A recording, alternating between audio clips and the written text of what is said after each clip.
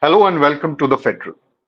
In a very significant, although surprising decision, the Union Cabinet, the Cabinet Committee on Political Affairs, of course, headed by the Prime Minister, today approved the caste enumeration in the upcoming census. The census, of course, as we know, has been delayed since 2021. It was supposed to be completed in 21. It hasn't happened so far. But the issue now, of course, is of caste enumeration, or as it's popularly called, a caste census. This was a long standing demand of the opposition parties, the Congress party, parties like the RJD, the DMK, the Samajwadi Party, various constituents of the India bloc. The Lok Sabha elections had in fact seen a very strong campaign by the India bloc parties, by the Congress, on this demand of a caste census.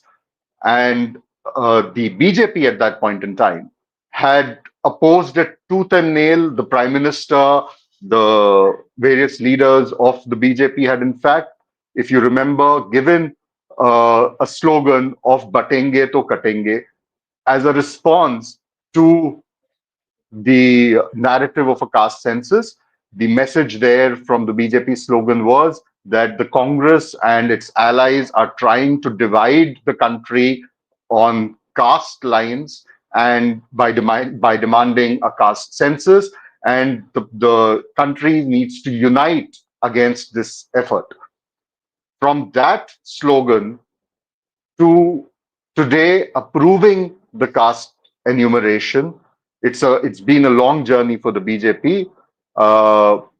The opposition, of course, has all the right to claim credit for it. In fact, a few hours after Mr. Ashwini Vaishnaw, the Union Minister for Information and Broadcasting, declared or informed the press on the CCPA's decision about caste enumeration, Mr. Rahul Gandhi, leader of opposition in the Lok Sabha, held a press conference just a short while back, and he said that the opposition, the Congress party in particular, fully supports the government on a caste census, but also asked a couple of questions from the government, uh, basically asking the government, the Prime Minister specifically, to clear their stand on three major points. One, what is going to be the blueprint, the model that the government will follow for caste enumeration?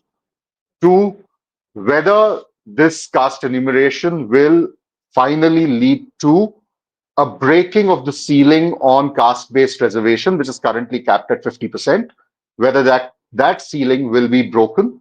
And three, once these two things happen, whether the government will also pursue in letter and spirit the implementation of Article 15(5) of the Indian Constitution, which was the Article 15(5) was added to the Constitution by the 93rd Amendment. It basically provides for reservation on social for socially backward communities in private education institutions. So these are three basic questions that the Lok Sabha leader of opposition, Mr. Rahul Gandhi, has asked of the government while extending support, and at the same time, like other leaders from the opposition parties, like Manoj Jha, for instance, of the RJD, various leaders from the Samajwadi Party, Rahul also said that this was our idea. This is something that the government for the last 11 years had opposed. Why the government has done it, he doesn't want to get into. But the fact that the government has conceded the demand for a caste census shows that it is implementing the Congress and the India bloc's agenda finally. So the opposition, of course, is going to take take credit for implementing, for the center giving its nod for implementing caste enumeration in the census. We, of course, do not know when this will happen, in what shape it will happen, uh, whether The center will also agree to breaking that ceiling of 50% on caste-based reservation, whether Rahul's demand for Article 5, 15.5 to be implemented in letter and spirit will also be met by the government. But the politics of it will also be very significant, because now we've seen the BJP make U-turns on many issues in the past and also successfully selling it as its own achievement. The last caste census in India was, in fact, done in the pre-independence era. After 1931, we've not had any caste census. So the Modi government, one would assume, will try and claim credit for saying that, again, like many other things where the government has, essentially said things along these lines, the government is likely to say this is the first time in independent India that a social justice measure of caste census is being carried out, and it is being carried out on the instructions of the Prime Minister. The challenge for the opposition, of course, and for the Congress would be to counter that spin by the BJP. And we all know that the BJP has a very well established, entrenched apparatus. It has all the wherewithal it needs to sell that spin to this whole narrative of it being a historic move being implemented by the BJP. So will the opposition be able to counter that effectively? Can the opposition tell the people that the government, which had fought the demand for a caste census tooth and nail, has that government been brought to heel because of the consistent and very strong campaign of the opposition? That, of course, we'll have to wait and watch. But as of now, there are a lot of important things that we need to wait and see how they pan out. Rahul Gandhi, for one, has also said that there are two current models or blueprints for a census. Uh, Bihar, which in October 2023 had conducted a caste survey. That is one model. And the other model is the model from Telangana, which is ruled by the Congress at this point. And the Telangana government under Revant Reddy has come out with a very clear blueprint, a very clear system through which they carried out a caste survey in Telangana. So Rahul, the next step, perhaps in the Congress's narrative, is what Rahul laid out today in his press conference, where he said it's now going to be a toss-up between the Bihar model of a caste survey and the Telangana model of a caste survey. Interestingly, of course, the Bihar caste survey was also done when the Congress was part of the Bihar government, along with the RJD and Mr. Nitish Kumar's JDU. Months after that survey was published, Mr. Nitish Kumar, of course, broke ties with the Congress and the RJD, went back to his old alliance with the BJP. And the Congress party, Mr. Rahul Gandhi particularly, later said that the Bihar caste survey model was a flawed model. It, at that point in time, did raise some eyebrows within the Congress, within the RJD, because it came across as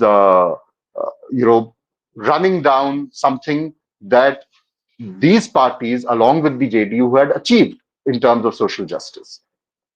But the Congress's explanation to that is that the Bihar caste survey wasn't done as scientifically as the Telangana caste survey has been done.